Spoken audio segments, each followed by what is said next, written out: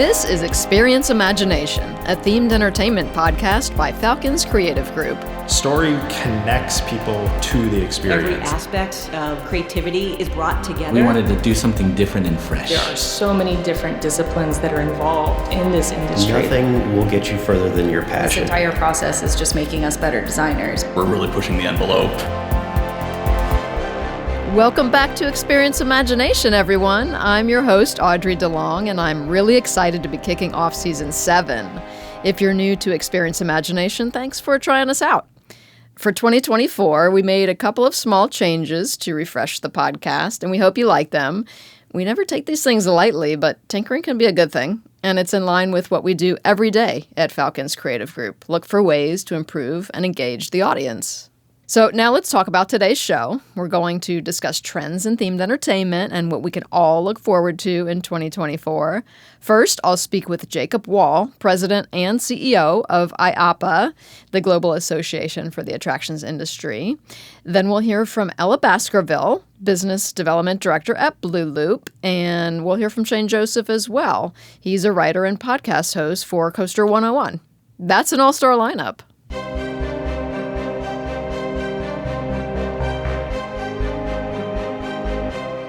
All right. Welcome to the podcast, Jakob Wahl. Thank you. Great to be here. Thank you for having me. Yeah, it's very nice to see you in the building. I always appreciate when people can come in. Before we get to the meat of the discussion, I want to hear about your job. I'd love to hear about what you do on a day-to-day basis. I'm guessing you're in the air more than you're on the ground. Yeah, kind of. I actually try to balance it. My wife would disagree on that, but I just came back, for example, from CES in Las Vegas. And CES is Consumer Electronics Show. Yes. We took a group of 10, 15 senior executives to see the latest trends in technology. And it was a red-eye flight, so, pardon my red eyes this morning. Yeah. But there's so many different things which happen in a week. We arranged a tour of the Sphere, which we're doing in March for our event. We prepare for our IAAPA Honors, the very first award event. Then we had the Institute for Executive Education, which is a program for, executives in the industry to network with each other, to learn, and to really try to grow within this industry.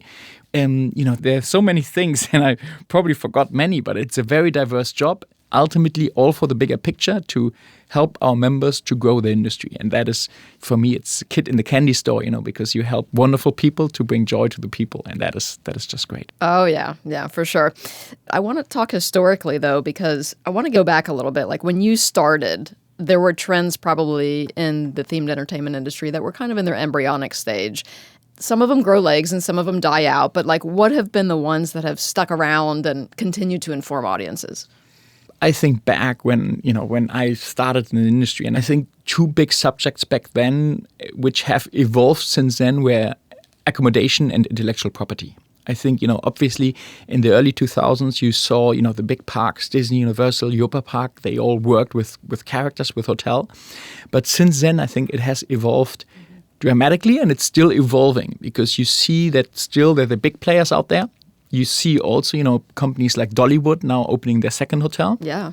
But you also see on a smaller scale, we have a small zoo in Sweden which offers accommodation and which bought the IP of Shaun the Sheep, and I think that is where you see it's not only the big guys who work in those areas, but it's literally our overall industry which tries to extend the stay of the people and really try to get them away from the daily concerns. And I think that is what ultimately makes our industry. And you see that, in Meadowlands, you have a water park which works with DreamWorks as a character, and that water parks also use the idea of intellectual property is definitely something which I think has been further expanded over the past 15, 20 years. Okay, yeah, that's a good example. We're not that far removed from IAAPA Expo 2023, so we could still talk about it. What did you see there that was new and exciting, maybe even groundbreaking and worthy of starting a new trend? Several things. First of all, what we have seen over the last years is definitely an increase in technology to make it better for the guests, but also to become leaner back of house. And I think, that maintenance systems which work through apps for the park operators, ticketing, all those things is definitely something which has, I think, taken a bigger place within our industry. Yeah, that's a really interesting point. Yeah, why not clean it up back there? Of course, because it makes everything easier. Dynamic pricing is huge. And those things which can help you in controlling guest flows. And it was a big subject also this week when we went to CES, which kind of software can track where people go, that I understand the analytics of what is happening, how can I control that better? We had very, very good chats. We went to the amazing Area 15 also in Las Vegas, and to see them, how they work with data analytics is very impressive. And that's definitely something which I think has evolved over the past 5 to 10 years, and the speed of change is growing exponentially, and I think we all see that in all aspects of the world. Yes, definitely. All right, Jakob, we know that IAAPA supports professionals that represent many different sectors of the themed entertainment industry: zoos, aquariums, museums, theme parks, amusement parks, water parks, family entertainment centers, and of course, all the manufacturers and suppliers in the industry. Do you see a common thread among them relating to how they approach guest experiences? I think, first of all, the key role of us as an industry, and when you say what is a common opportunity, I think it is definitely time. We all compete about time. And I think also one thing is that you have seen a grown expectation from the guest, because the attention span has gone down, kind of the Amazon effect. You don't want to wait anymore. Everything should be available.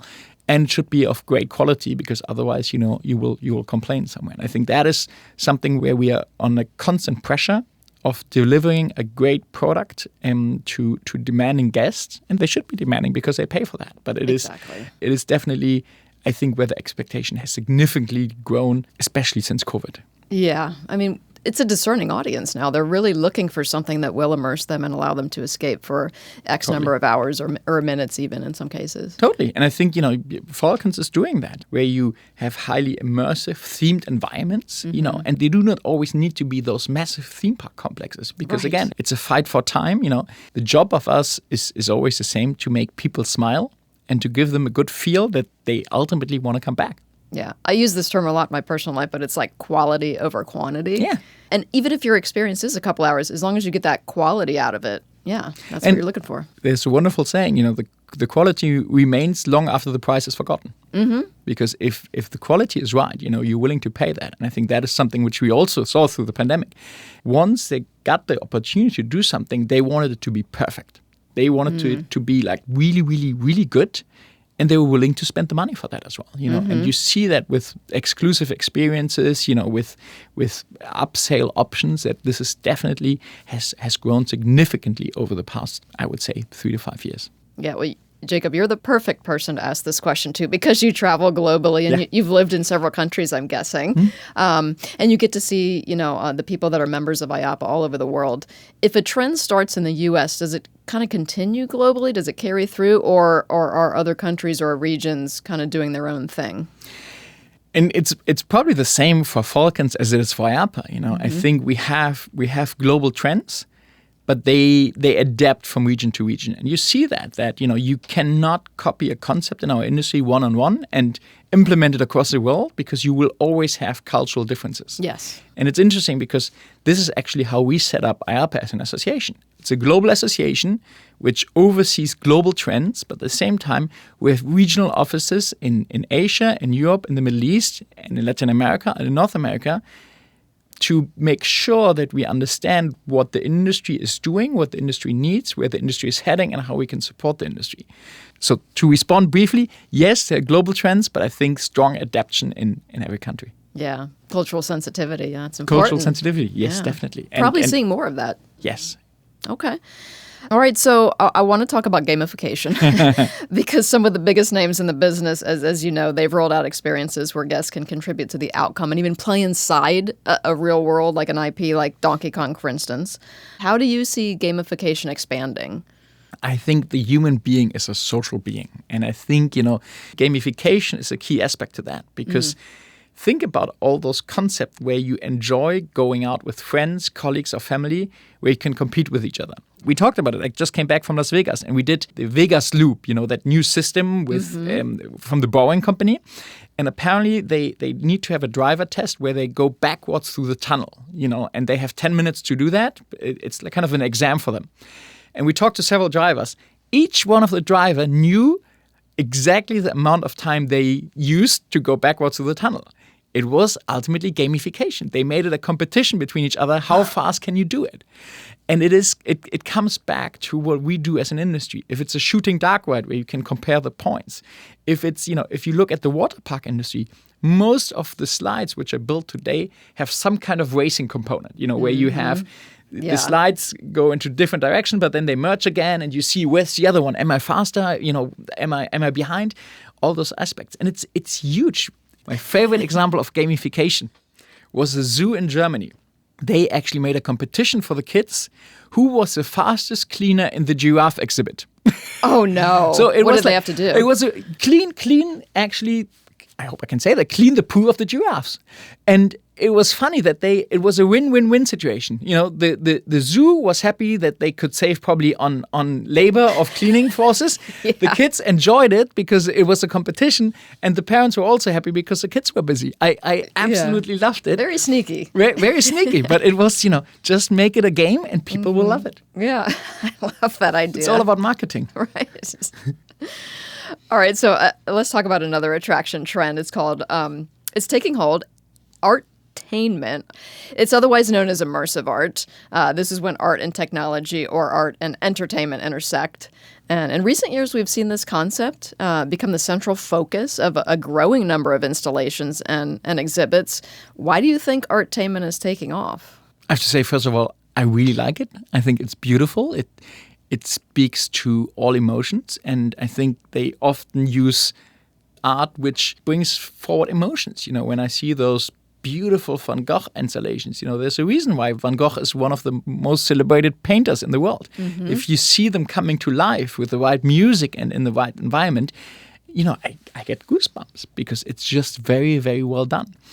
And then I think it is something which brings forward the possibility of making something which was rather flat and two-dimensional, bring that to life. Mm-hmm. And it's beautiful things which we talked about, the attention span of people. So what do? You try to make it a bit more interactive, more attractive. And I think that is something where it's easier to digest. And ideally, we talked about repeat visitors. You can just replace the media content. Yes. You need ultimately a good library of content, but that you can exchange to always offer something new. And I think that is something which works out very well as well. The augmented reality thing is a big deal. I was in Barcelona a few months ago, and I went to one of the Gaudi houses, mm-hmm. and there was, almost the whole walkthrough was using an augmented reality device. Yeah, and it's interesting because you gotta wonder with those investments, like how fast is technology developing that it's worth, jumping on that train. Mm-hmm. And I think mm-hmm. it is something where there's some masterminds in our industry to think about, what can we do now to start the process which is still relevant in 5 years. Yes. And I think we have seen some great implications of that, and I'm very excited to see, what the big players are doing here in Orlando as well. For sure. Both Disney and Universal are spending a lot of money right now, but it's also sometimes the smaller companies which are very agile, coming up with some great ideas. Well, best of luck for 2024 and getting around Thank and you. seeing all these things, and to the listeners as well. I hope you can see a lot of these. But I really appreciate your time, Jakob. It was a pleasure to be here, and we are happy to serve our members, to serve our listeners. So whenever, you have, as a listener, any questions for the attraction industry, if you want to get involved, if you think, hey, IAAPA could, maybe take that on, or I would like to know more, seriously, reach out to us. You can find me on LinkedIn. My email is public. I think even my phone number is out there. Don't be shy. Reach out to us. We act in the best interest of our members, and we are very happy to have so wonderful members like Falcons, and also see what you will have in 10 years. Because yes. I think down here, if you walk the offices, I probably can see some very exciting things which I don't know yet about, and which I probably am not allowed to talk about. Yeah. All right. Thank you, Jakob. Thank you for having me.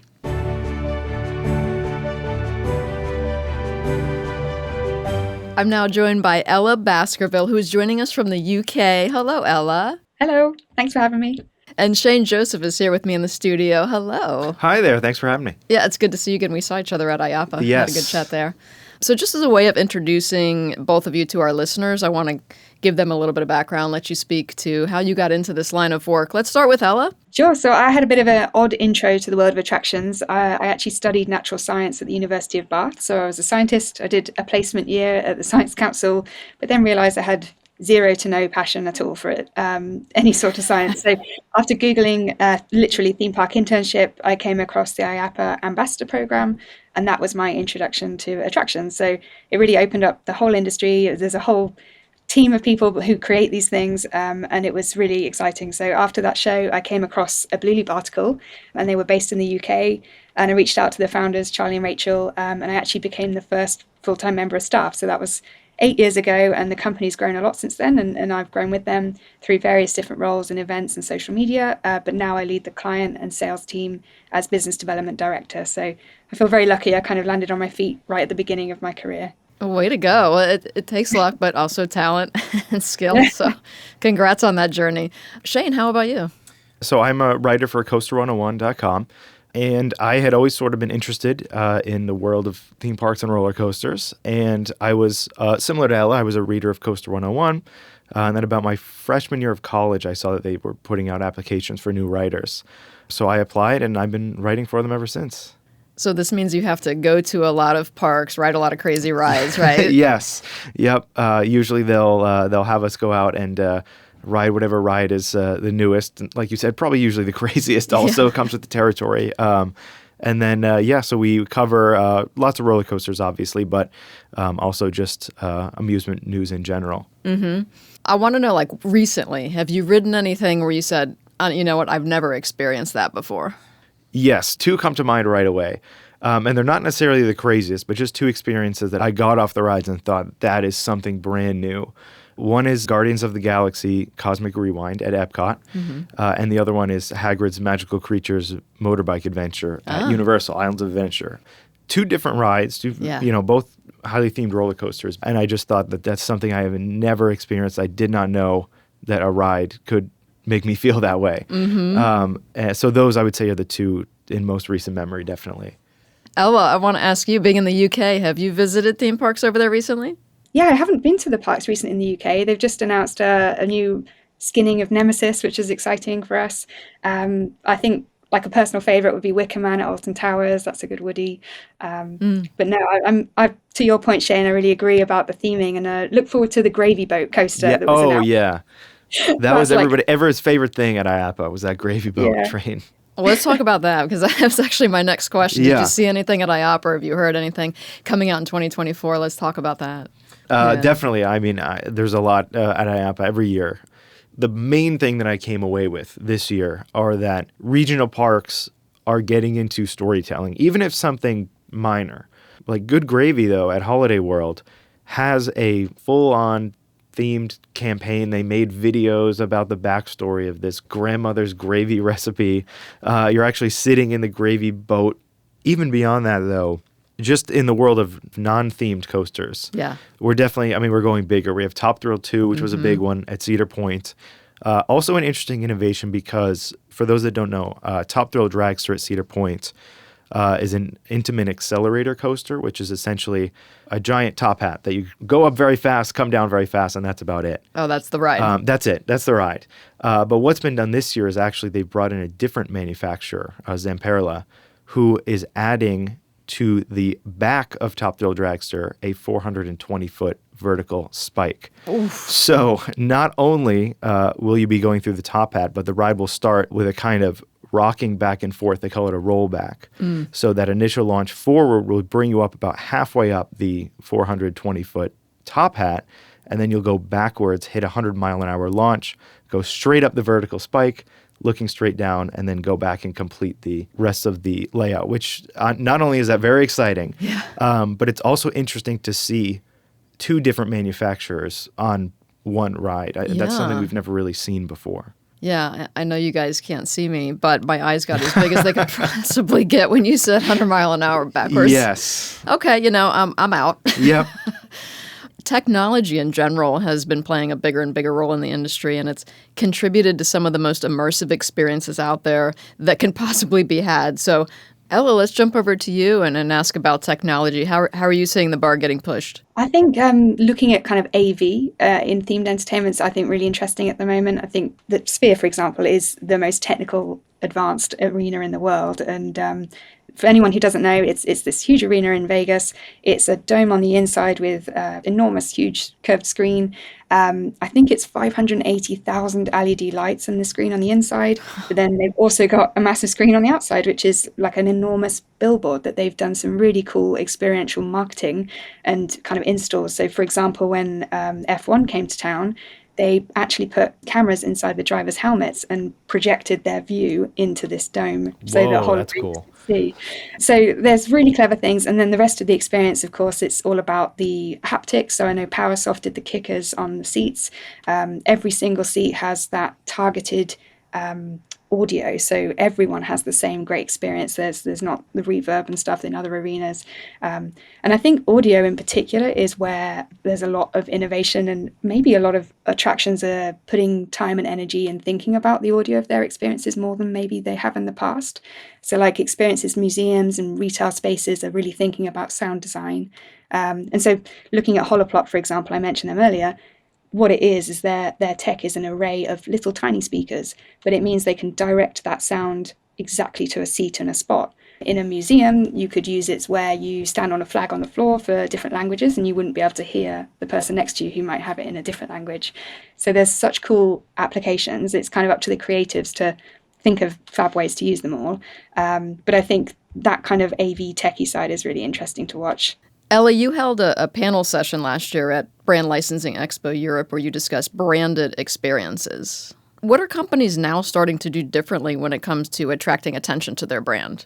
Yeah, definitely. I think brands for a long time didn't really wake up to the power of experiences, but as kind of maybe branded apparel sales are declining, actually experiences are on the boom. So it's a really exciting time for the industry. I know actually Falcons Beyond, you guys just partnered with Hershey, didn't you, this week or last week? Oh, yes. I was going to bring that up. Yes. Yeah, super exciting time. Can't wait to see what you make and all the sweet experiences that will be coming. But I think there's a real trend in particular to younger IP. So it's things like Universal Kids Resort, of course, is coming to Texas. But I think it's brands focusing on that cross-generational experience. It's the guardians, the parents, the grandparents that have the purse strings. And at the end of the day, they need to be able to experience it all together. So I think it's designing for lots of different ages at the same time. Yeah, it's a really exciting time. Lots of brands getting into weird spaces like retailtainment, with Encanto as well. They're doing some really a ticketed retail experience, which is just mad. Mm-hmm. Yeah. Shane, anything to add to that? There's been a demand for something in between, like a regular figure eight roller coaster and something larger. And I think the family markets are going to start seeing so much more that appeals to them, whether that's roller coasters or dark rides or themed experiences in general.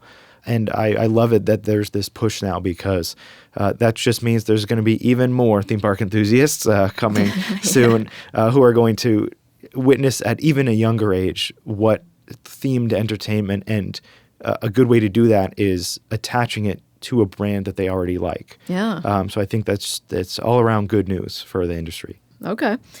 Well, we're going to talk about a topic here that's near and dear to my own heart. It's a trend that began recently, just about creating more ethically responsible experiences. I'd like to hear from both of you about what that means, but we'll start with Ella. So I think one that came to mind for me would be animal welfare. So I think guests are becoming more and more aware of conditions, and they will kind of spend their dollars where they think is giving the best animal care. So I think zoos can sometimes get in hot water for things. So that we had a news item recently, for example, about Zoo Miami. They offered an encounter with a kiwi and really upset a lot of New Zealanders. And so a spokesperson for the zoo said we've offended a nation, that kind of thing. So it's a bit of a fine line, and also communicating the care that you do for your animals is going to really help as well. It's about like a bit of a marketing exercise as well. I think in the world of museums, especially the last year or so, it's been a lot about repatriating stolen or looted treasures back to their country of origin. So it's a bit of a debate whether these institutions are the safest guardian for some of these objects. A major news story this year, or last year I should say, was that the British Museum lost or damaged 2,000 items in their collection. So it's a very hot topic at the moment, I think. Yeah, I guess they're in hot water over that one. Yeah. That's not good. Shane, have you seen anything in this regard? What about accessibility? Since you go to the park so much, are you seeing more? Absolutely. I was actually going to bring that up as well. That's something that gets talked about a lot at IAAPA, is how everyone has different preferences or different abilities. And I think that is something that's really being actually integrated not only into the rides, but as early as the design process. Mm-hmm. There was a new ride a few years ago that opened at a Legoland experience where the designers at IAAPA were talking about how they had like a few specific accessible ride vehicles, whether that's having wheelchair accessible vehicles, having vehicles with built-in closed captioning, or having even a change in the ride experience itself to accommodate things like flashing lights, loud noises. Yeah. So I think that's really great, not only in theme parks, but just I think in the interactive amusement industry as a whole, these experiences are being tailored to everyone. And I think that's a great step forward. Yeah, it's awesome news. Yeah. It really is. There are also more environmentally friendly approaches that we're starting to see. There are entire experiences now that highlight the massive problem of climate change and the negative impact that humans have had on the planet. So do you think this is a trend that will continue? Because aren't we seeking out experiences that allow us to escape from the horrors of everyday life? I do think so. And I think that there's kind of a very interesting movement right now to almost combine the two. And I think one of the ways that we're seeing that is with grand rides that offer escapism, but that are grounded in reality. So even if it's not something that is directly addressing environmental issues, it can be worked into it. Two recent examples, both at Epcot, actually. Guardians of the Galaxy, obviously, it's a high-speed themed roller coaster. Not many people are going to be thinking about the environment or things like that. But an entire portion of that queue, they're essentially talking about a sustainable city and a sustainable utopia, which is interesting because that's what Epcot originally was conceived as. Same thing with the Moana Journey of Water experience that just opened at Epcot. Very, very focused on education-based, but mixed in with that factor of entertainment. So families, kids, all visitors can go through that experience, learn about the water cycle, learn about how we can be more environmentally conscious of the world around us while having this interactive experience as well.